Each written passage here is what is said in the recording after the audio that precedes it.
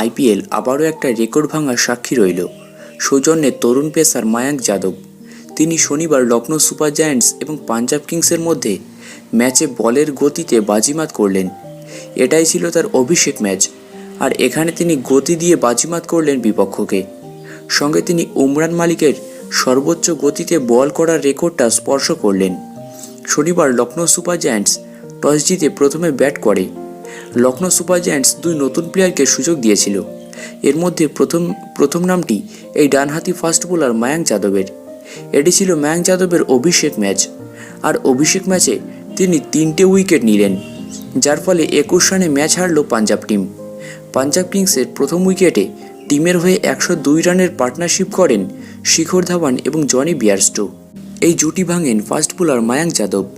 12তম ওভারের চতুর্থ বলে জনি বিয়ারস্টোকে আউট করে প্যাভিলিয়নে পাঠান মায়াঙ্ক। এই ওভারেই আইপিএলের ইতিহাসে আরও একটি রেকর্ড গড়েন তিনি।